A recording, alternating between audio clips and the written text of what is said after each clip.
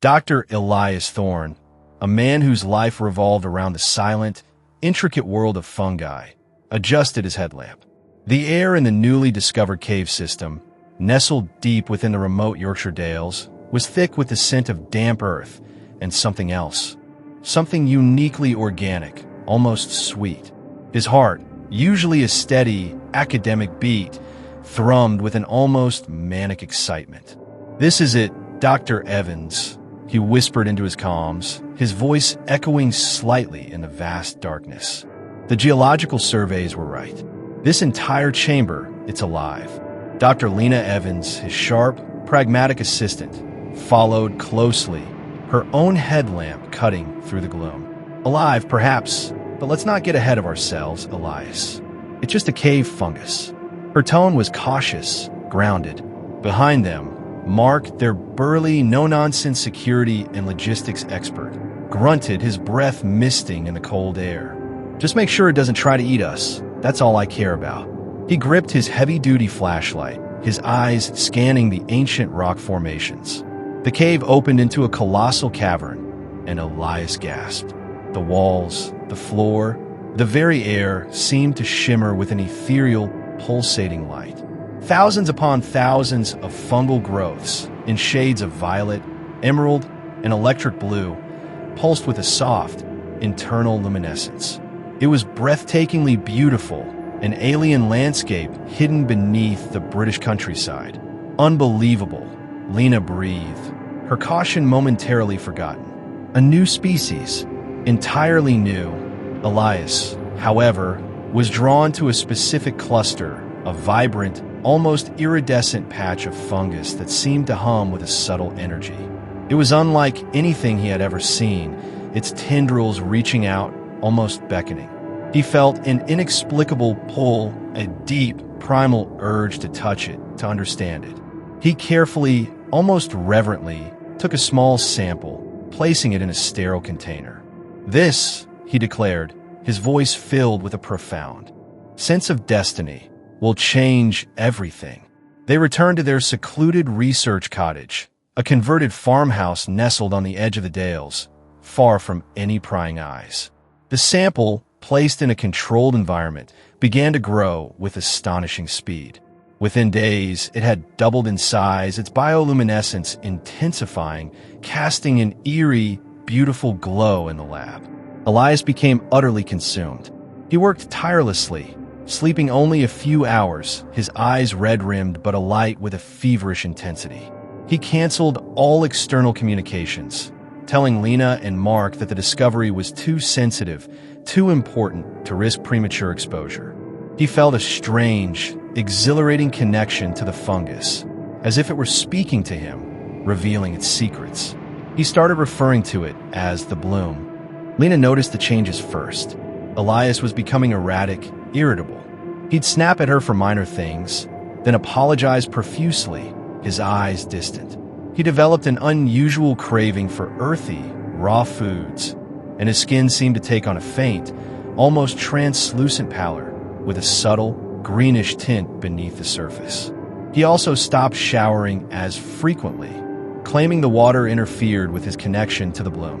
"Elias, you need to rest," Lena urged one evening, finding him hunched over the microscope, muttering to himself. "You're not yourself." He looked up, his eyes wide and unblinking. "I've never been more myself, Lena. The bloom, it's showing me things. New ways of seeing, new forms of life." His voice was soft, hypnotic. Then the whispers began, faint at first, like the rustling of dry leaves, then growing into a chorus of indistinct voices, always just at the edge of hearing. Elias claimed they were the voices of the bloom, communicating with him. Lena and Mark dismissed it as exhaustion, but they too started experiencing strange symptoms. Maya developed an intense, almost unbearable sensitivity to light and sound. The slightest noise would make her wince, and she began to spend hours in the darkened lab, her face pale, her eyes dilated. She started to meticulously clean every surface, convinced that microscopic spores were everywhere, even though the lab was already sterile. Her hands developed a faint tremor. Liam, The skeptic found himself plagued by vivid, disturbing dreams. Dreams of roots growing through his body, of being consumed by a vast, silent network. He woke up sweating, his muscles aching, a strange, earthy smell clinging to his skin. He started to feel a constant, dull ache in his joints, and his skin began to itch uncontrollably, though there was no rash. He became increasingly paranoid, convinced that something was watching them, waiting. The cottage, once a sanctuary, became a prison.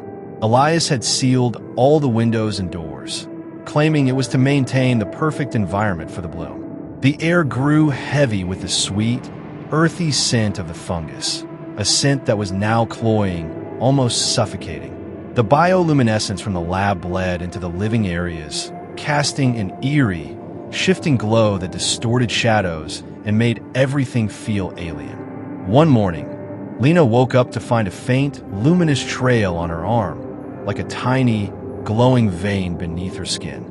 She scrubbed at it frantically, but it wouldn't wash off. It was as if something was growing inside her. Panic, cold and sharp, pierced through her scientific detachment. She confronted Elias, her voice trembling. "What is happening to us, Elias?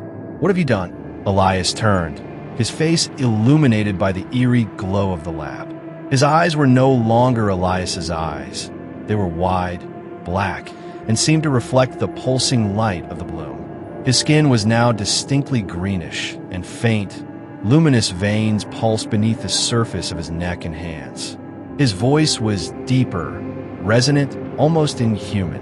"We are evolving, Lena. We are becoming one with the bloom. It is the next stage of existence. It is perfection."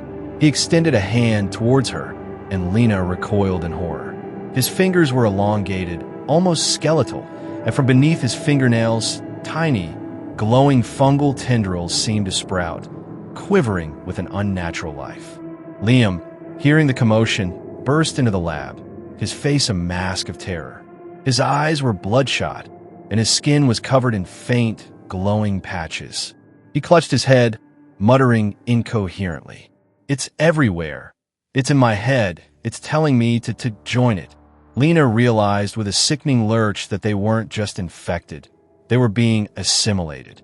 The fungus wasn't just growing on them. It was growing through them, transforming them into something else, something alien. The whispers were not just in their minds. They were the collective consciousness of the bloom, slowly taking over. She had to stop it. She had to destroy the bloom. But how? Elias, now almost fully consumed, moved with an unnatural speed, blocking her path to the main fungal growth. Liam, in his delirium, lunged at her, his eyes blank, his movements jerky, controlled by an unseen force. Lena, despite her terror, clung to her scientific training. She remembered Elias's early notes, his obsession with the fungus's unique metabolism. It thrived on specific organic compounds, but it was also incredibly sensitive to extreme heat and certain wavelengths of UV light. She saw a portable UV lamp, used for sterilization, on a nearby shelf. It was their only chance. With a desperate surge of adrenaline, she dodged Liam's clumsy lunge and grabbed the lamp. Elias roared, a sound that was more plant than human, and lunged. She flicked the lamp on. A harsh, violet light flooded the lab. The bloom reacted instantly. The vibrant colors on the walls and floor flickered, then began to recede, shrinking away from the light. The hum intensified into a high-pitched shriek, a sound of agony and rage. Elias screamed, a truly horrifying sound as the luminous veins on his skin pulsed violently, then began to recede, leaving behind pale, scarred flesh. Liam collapsed to the floor, twitching, the glowing patches on his skin fading. Lena kept the lamp focused on the main growth, pouring all its power into the heart of the bloom. The beautiful, alien colors turned sickly gray, then black, shriveling, crumbling into dust. The sweet, cloying scent turned acrid, then vanished.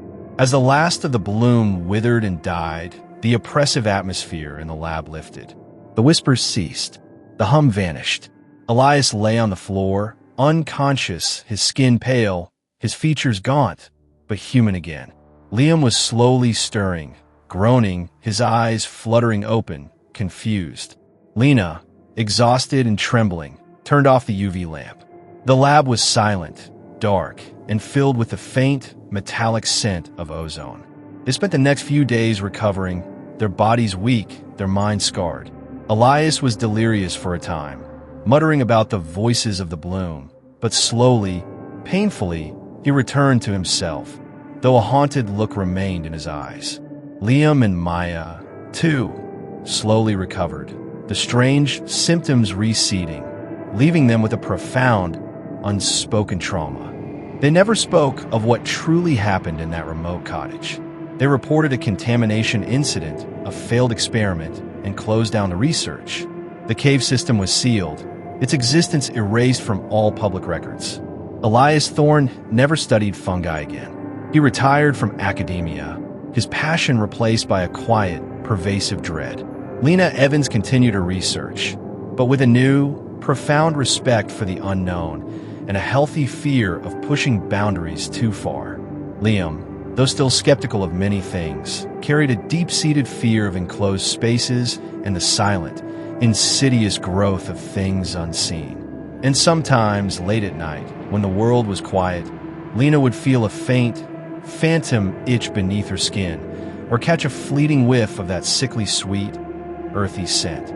A chilling reminder that some things, once awakened, never truly disappear, but merely lie dormant, waiting for the right conditions to bloom again.